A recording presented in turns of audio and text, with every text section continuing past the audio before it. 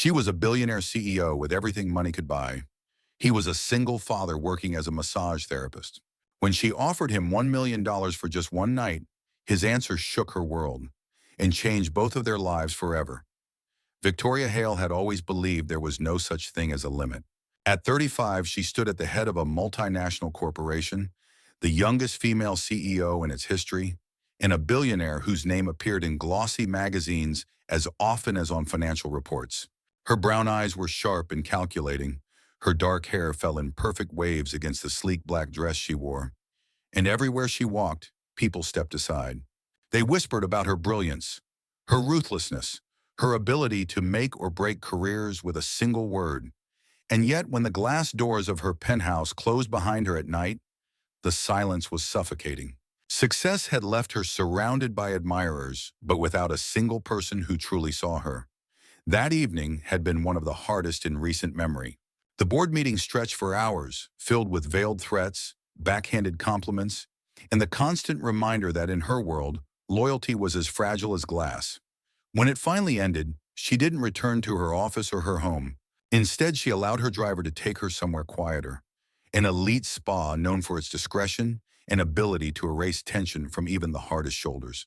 It was the kind of place where no one dared to speak her name too loudly, where attendants moved like shadows and the air always smelled faintly of eucalyptus. She expected nothing unusual, just another appointment, another skilled pair of hands pressing the weight of the world out of her muscles. But when the door opened and the therapist stepped in, she paused.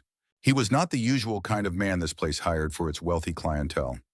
His hair was dark, thick, slightly tousled, and his frame was strong, not gym sculpted, but real, like someone who carried life's burdens with him every day. His eyes were tired, yes, but steady, as if he had weathered storms and still stood firm against the wind. He introduced himself simply, his voice low and even. "I'm Ethan. I'll be working with you today." She laid on the table, expecting routine professionalism. Yet as his hands moved across her shoulders and down her back, she felt something different. There was no rehearsed charm, no empty flattery, no mechanical repetition. Each movement carried purpose, patience, and an unexpected warmth. It was as if he wasn't just tending to her body, but acknowledging the invisible weight she carried. For someone like Victoria, who had trained herself to never show weakness, this was unnerving. Minutes passed in silence, broken only by the quiet rhythm of her breathing. She found herself studying the man in the dim reflection of the mirror opposite. His concentration was absolute, his brows knit slightly as he worked through knots of tension. He didn't once glance at her in the way she was used to men looking. There was no hunger in his gaze, no calculation, just focus, honesty, and a calm that irritated her as much as it intrigued her.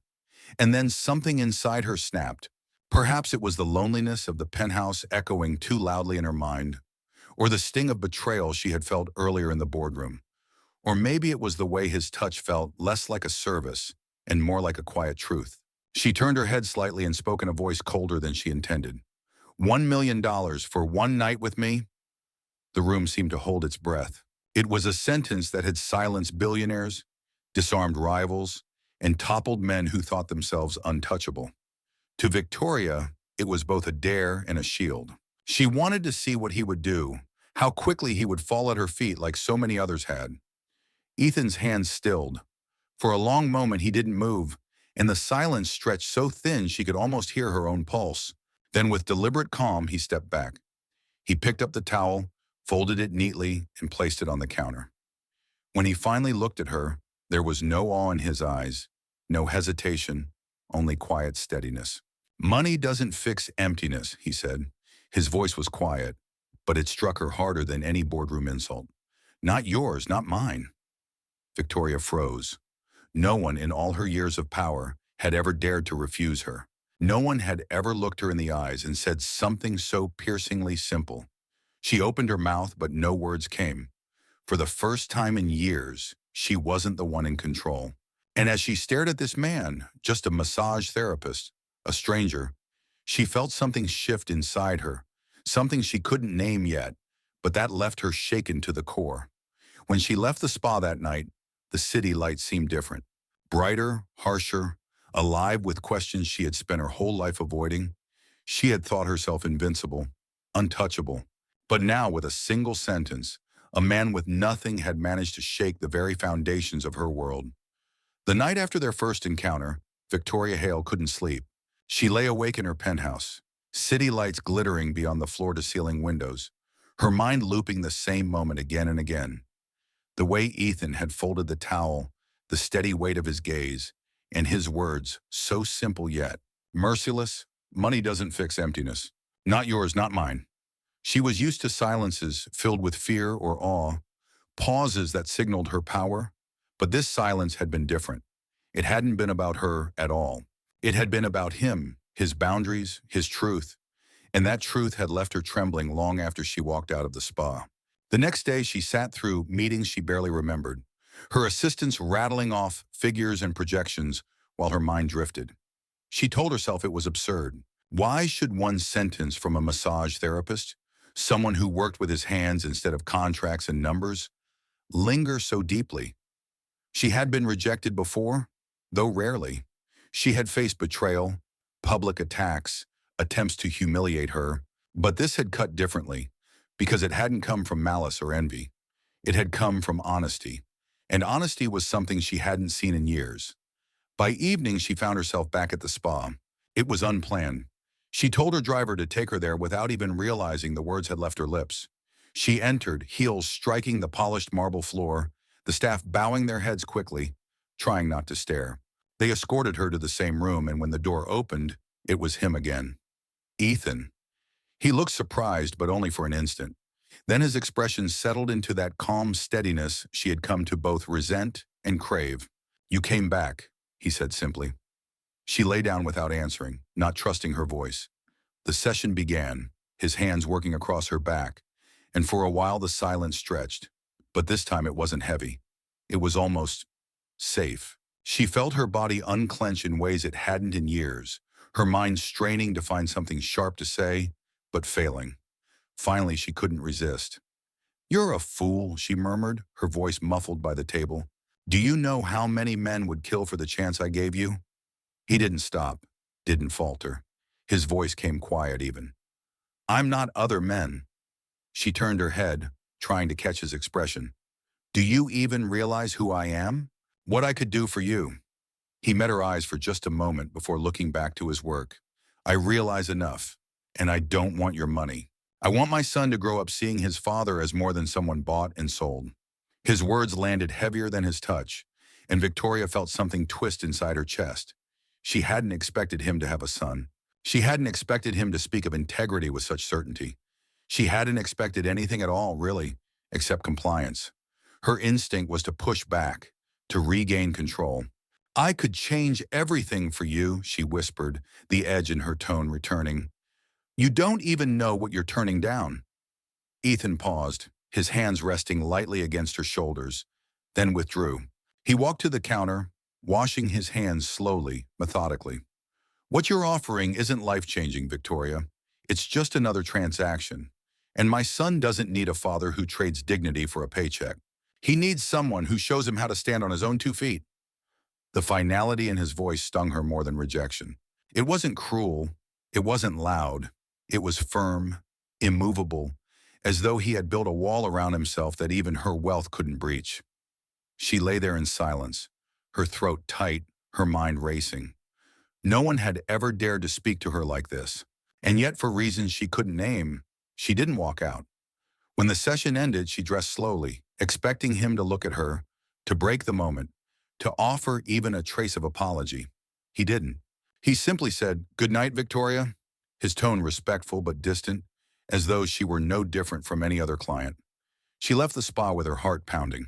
The night air outside was cool, the city alive with honking cars and glowing billboards, but none of it reached her. Inside, she felt a storm building. She had wanted to control him, to test him, perhaps even to own him. But instead, with nothing more than truth, he had taken away something she had never given anyone, the certainty that she was untouchable. Back in her penthouse, Victoria poured herself a glass of wine and stood at the window. The city spread endlessly below, hers to command, hers to shape. Yet all she could think about was a man who chose principle over power and a sentence that had stripped her armor bare. For the first time in years, she wondered if perhaps her empire, her millions, her carefully constructed identity, all of it, was nothing more than a cage. And Ethan Cole, the man who had dared to say no, had somehow found the key. Ethan Cole's life was built on routine, though to most it would look like survival rather than living. He woke each morning before dawn in the modest apartment he shared with his 8-year-old son, Liam. The boy's room was decorated with posters of superheroes peeling at the corners, second-hand toys neatly stacked in bins, and books piled on the nightstand. Ethan always paused at the doorway, watching his son sleep for a moment before starting his day. It wasn't just habit, it was a ritual, a reminder of why he worked as hard as he did. Every ache in his back, every callus on his hands, every long shift at the spa had a single purpose: giving Liam a chance at a better life. Years earlier, things had been different. Ethan had once believed in promises. He had fallen in love young, married, built a family. But his wife, overwhelmed by debt, responsibility, and the endless grind of life, had walked away when Liam was barely 3. She left behind not only their son, but also a mountain of bills and the weight of disappointment. For a long time, Ethan tried to make sense of it.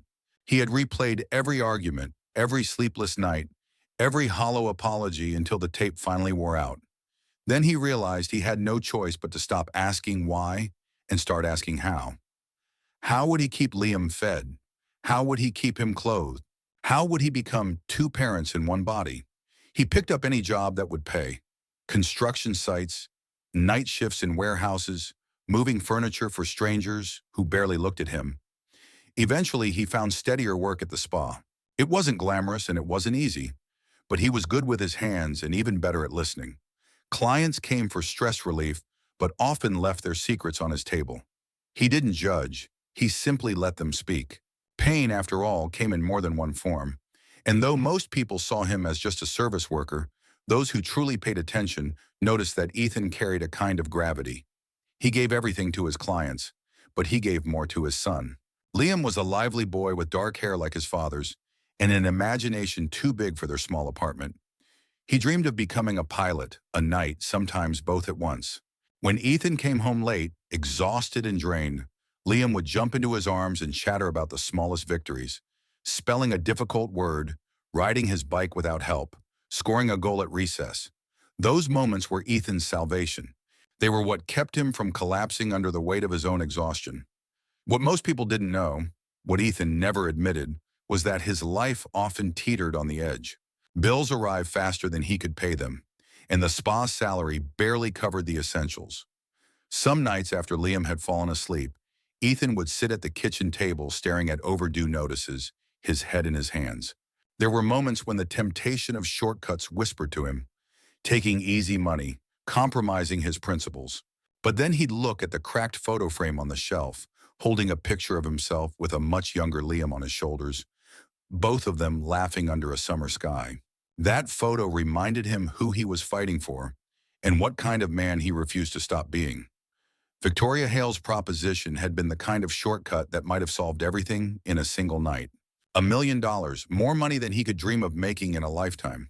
Enough to buy a house, pay off debts, send Liam to the best schools, maybe even give himself the chance to breathe.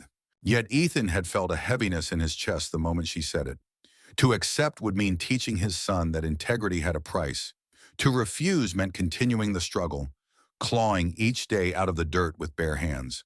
But to Ethan, there had never really been a choice. He wanted Liam to grow up believing his father stood for something, even if the world thought he was a fool. That night, after the strange encounter with Victoria, he came home later than usual. Liam was waiting up for him, sitting on the couch with a blanket wrapped around his shoulders. "Dad," he said sleepily, "did you work hard today?" Ethan smiled, ruffling his son's hair. "Always, buddy. Always." He tucked him into bed, sat beside him until his breathing evened out, then stared out the small window at the city lights. Somewhere out there, a woman with everything had looked him in the eye and offered him the world, and he had turned it down. Ethan wondered what that meant. To her, maybe he was just another story, an eccentric, a curiosity, but to him it was a line he couldn't cross. His life wasn't about luxury or escape. It was about Liam. It had always been about Liam. And if the price of keeping his integrity was carrying his burden a little longer, then so be it. He had survived worse storms before. Still, he couldn't shake her face from his mind. The cool confidence, the piercing eyes, and, just for a moment, the flicker of vulnerability she tried so hard to hide. He didn't know why it haunted him. He didn't know why it mattered. All he knew was that she was part of his story now, whether he wanted her to be or not. Victoria returned to the spa a third time, though she told herself it wasn't intentional. She had given her driver vague instructions, just drive, yet somehow her car ended up in front of those glass doors again. She hated the way it made her feel, as if she had lost control, as if her choices weren't really choices at all.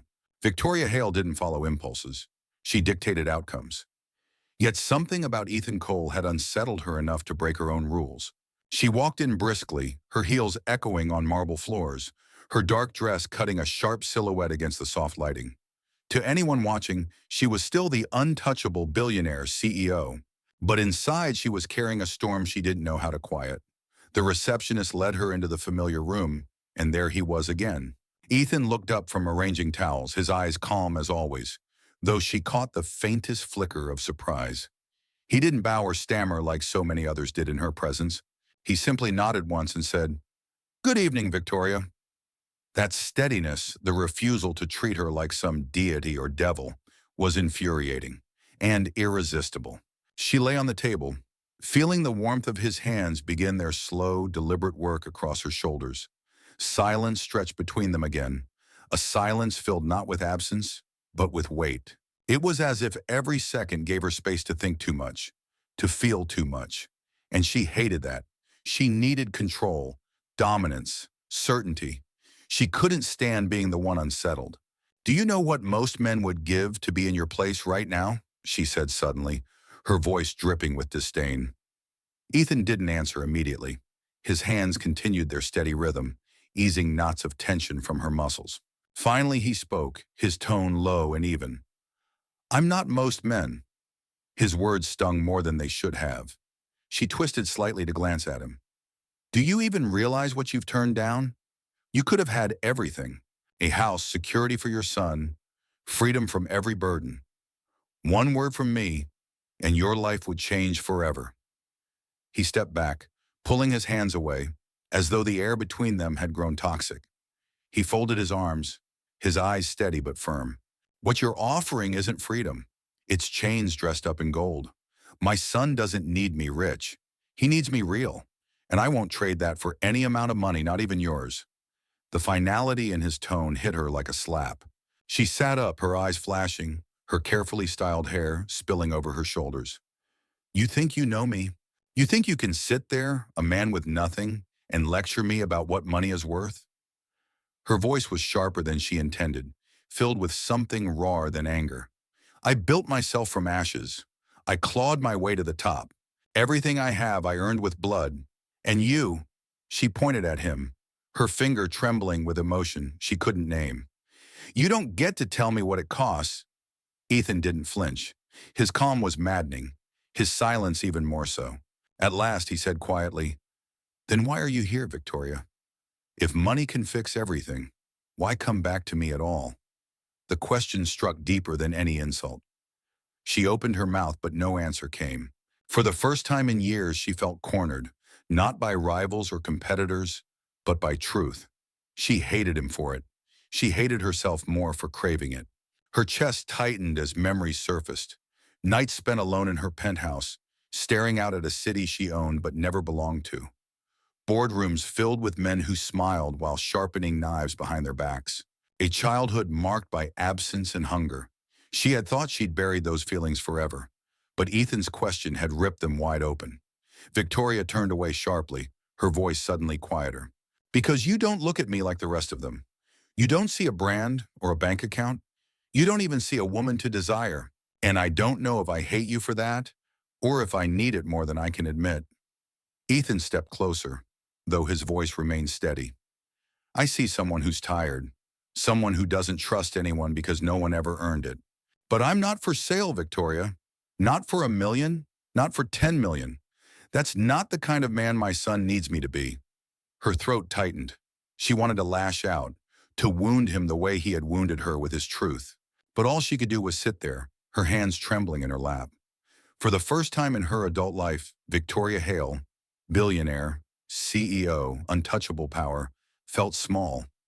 Not because Ethan diminished her, but because he saw through her walls. The session ended without another word. When she stood to leave, she felt the urge to say something, anything, to regain the upper hand. But no words came. She walked out, her heels sharp against the floor, her expression composed but her heart in chaos. That night, back in her penthouse, she stood by the window once again. The city stretched below her, brilliant and endless, a kingdom she had conquered. But all she could think of was his question, echoing in the silence. Why are you here, Victoria? And for the first time, she feared the answer. The days that followed were a blur of sharp edges for Victoria. At the office, she played her part with precision. The unshakable CEO, the untouchable billionaire, the woman who could command a boardroom with a single glance. But when the doors closed behind her and she was alone in her penthouse, the silence pressed in heavier than ever before. She found herself distracted during meetings, catching herself staring out the window as colleagues droned on about numbers and projections. And always behind the noise of her life was Ethan's voice. Why are you here, Victoria? She hated how the question lingered like smoke, impossible to disperse. One night, after another day of posturing and performance, she poured herself a drink and sat in the dark, the city glittering beyond the glass. Memories clawed their way to the surface, memories she had buried so deeply that even she pretended they didn't exist. She remembered being a girl with hollow eyes, waiting in foster homes where every smile was a transaction, every promise temporary. She remembered the gnawing ache of hunger, the nights spent wishing for a mother who would never come back, a father who was nothing more than a photograph in a drawer. She had learned early that the world was cruel, that the only way to survive was to be sharper, harder, colder than everyone else. It was in those years she forged the steel that carried her to the top. Every betrayal only confirmed what she already knew. Trust was a weakness, love a luxury, vulnerability a death sentence. She had built her empire brick by brick, deal by deal, each contract another layer of armor. And yet, standing at the peak of everything she had dreamed of, she felt more alone than ever. Money had bought her power, safety, influence, but it hadn't bought peace. It hadn't silenced the emptiness that woke her at night. This was the truth she could never admit to anyone. Not her board, not her competitors, not even herself until recently. Yet Ethan had seen it. Somehow, in the quiet of that spa room, he had looked past the armor and glimpsed the wound beneath. And instead of trying to exploit it, he had held his ground. That was what haunted her. Not the rejection itself, but the fact that he had chosen principle over opportunity when the entire world she lived in was built on the opposite. The next time she saw him, she almost didn't recognize herself. She walked into the spa, but not with her usual swagger. Her steps felt heavier, her gaze less certain. She lay on the table, but she didn't attempt to provoke him this time. Instead, she found herself speaking words she hadn't planned. "Do you ever wonder," she asked quietly, "what it costs to get to the top?" Ethan didn't answer right away. His hands worked gently across her shoulders, kneading the tension from her body. Finally, he said, "I think it costs more than anyone should pay." The simple honesty of it struck her like a blade. She closed her eyes, swallowing the sudden burn in her throat. "It does," she admitted in a whisper. "It costs everything." For a long moment, silence filled the room again, but it was different now. It wasn't heavy with tension or power struggles. It was fragile, almost tender, as if they had both stepped onto ground neither of them had dared to walk before. She wanted to tell him more, to confess the loneliness, the betrayals, the nights she lay awake wondering if all her victories were just a mask for her losses. But the words stuck in her throat, caught between pride and fear. When the session ended, she dressed slowly, her hands trembling slightly as she buttoned her dress. Ethan waited quietly, not rushing her, not filling the silence with empty chatter. When she finally turned to leave, she paused at the door and said, almost against her will, "You don't know how dangerous it is to see someone too clearly." He looked at her, his gaze steady but gentle. "Maybe it's not dangerous," he replied. "Maybe it's the only thing that's real." She left without answering, her chest tight, her eyes burning. Back in her car, she sat in silence, unable to command herself back into composure. For the first time in years, she had let someone glimpse the truth beneath the mask. And instead of mocking her or exploiting it, he had simply acknowledged it. That night, in the darkness of her penthouse, Victoria Hale, billionaire, CEO, survivor, realized something terrifying. The walls she had spent her life building were beginning to crack, and Ethan Cole, a man with nothing but his integrity and his love for his son, was the one holding the hammer.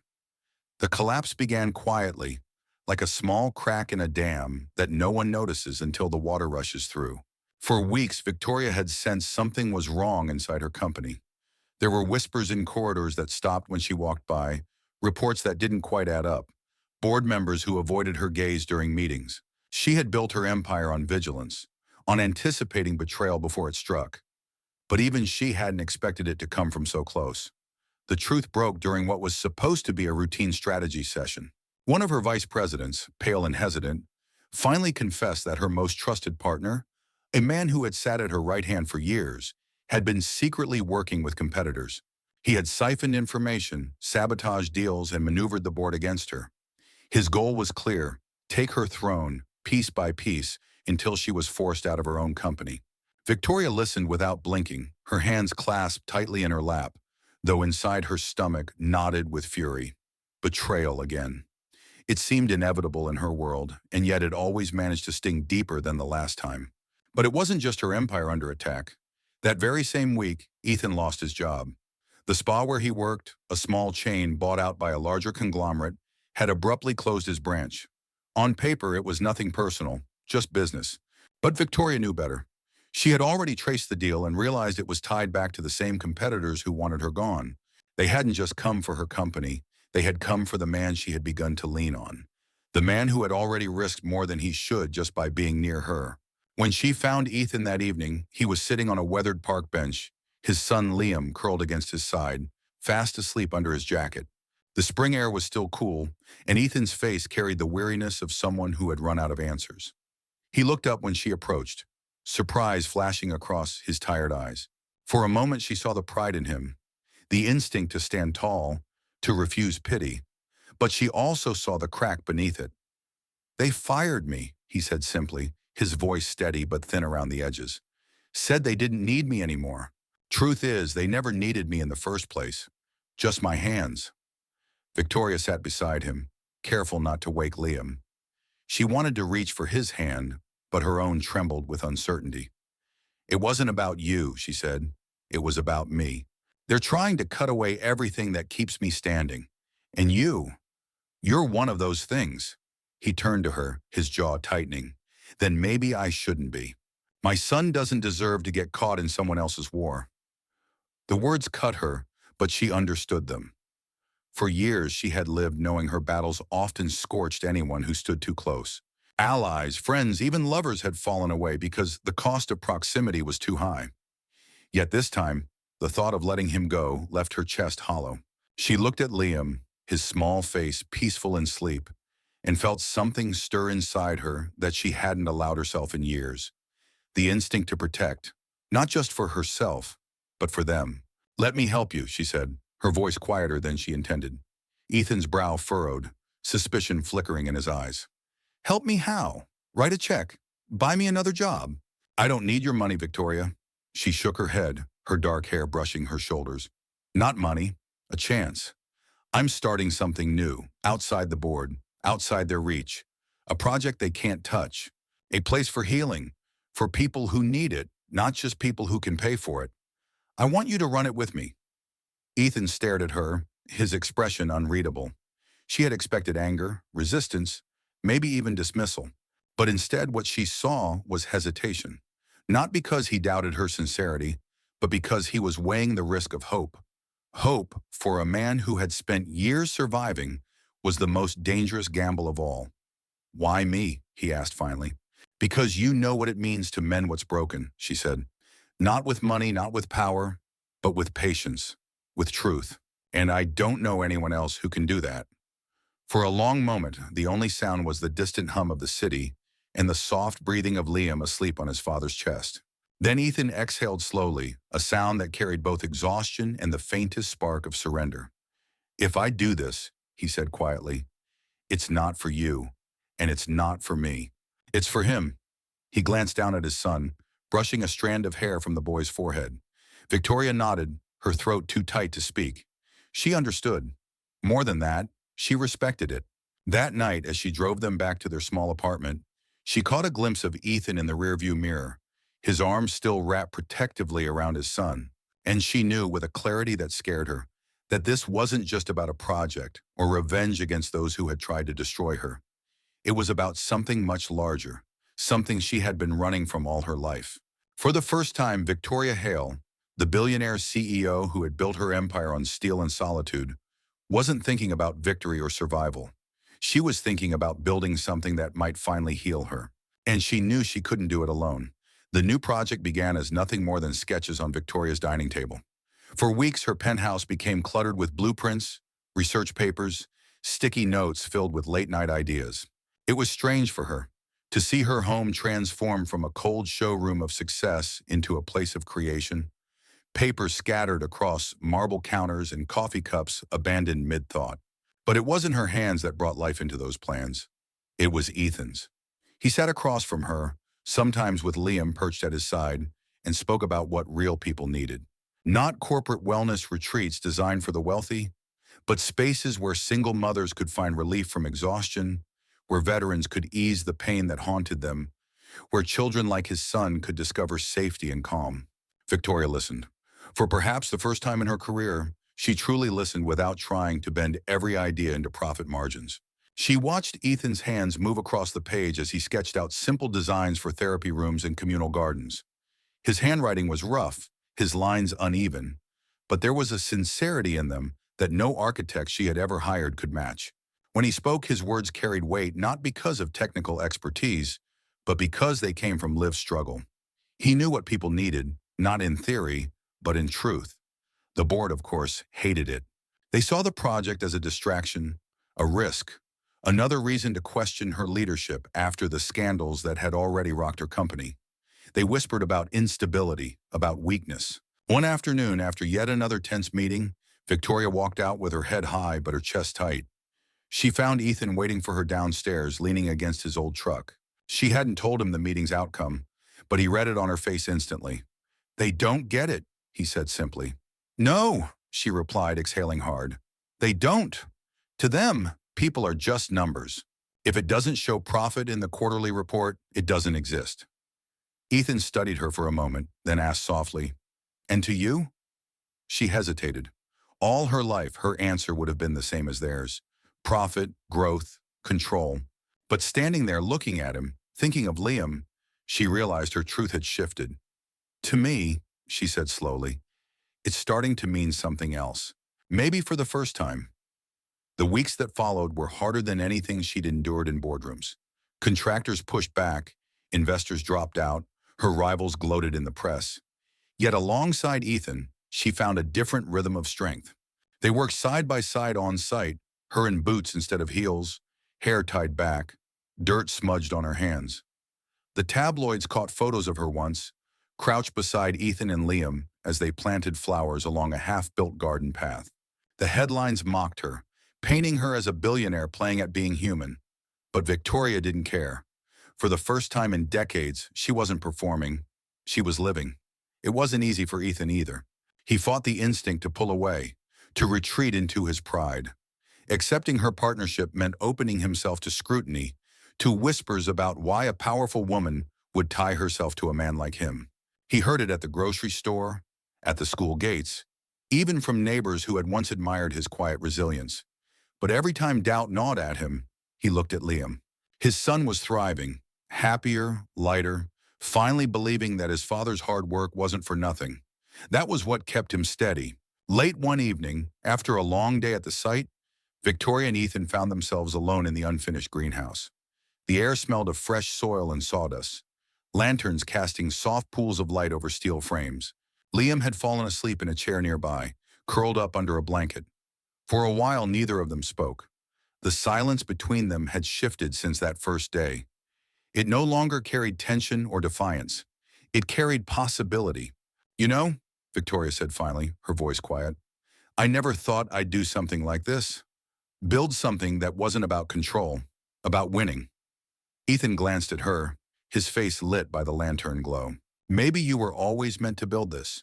You just had to lose the other things first to see it. She looked at him then, really looked at the tired lines around his eyes, the strength in his frame, the patience etched into every movement. He was nothing like the men she had surrounded herself with for years. Men who bowed, schemed, worshipped, or betrayed. He stood apart because he didn't want her empire. He wanted her to be honest. For a moment, her walls threatened to rise again. She wanted to deflect, to remind him of the gulf between their worlds. But the words caught in her throat. Instead, she said something she never thought she would. I don't want to do this without you, Ethan. Not the project. Not any of it. The weight of her admission hung in the air. Ethan's expression didn't change dramatically. There was no cinematic smile, no sudden embrace. He simply nodded once, slowly, as if acknowledging something inevitable. Then we won't, he said. That night, as they left the site together, Liam sleepily holding both their hands, Victoria realized the truth she had been running from for years. She wasn't just building a center or reclaiming her place against her rivals. She was building a life. And for the first time, she was no longer afraid of what it might mean to share it. The opening of the center arrived on a crisp morning when the city was just beginning to shake itself awake. For weeks, anticipation had built like pressure inside Victoria's chest. She had stood on stages before, accepted awards, given speeches that echoed across boardrooms and stock exchanges. But this was different. There were no investors to impress, no rivals to outwit. Today was about something that could not be measured in profit margins. It was about proving to herself, most of all, that she was capable of creating something not built on fear or power, but on healing. The building itself stood where an abandoned warehouse once loomed, now transformed into a sprawling greenhouse and wellness center. Its glass walls shimmered in the early light, and inside the air carried the scent of soil and blooming flowers. There were therapy rooms, open gardens, and spaces for children to play without fear of being told they didn't belong. Volunteers buzzed about, adjusting decorations, guiding guests, preparing for the ceremony.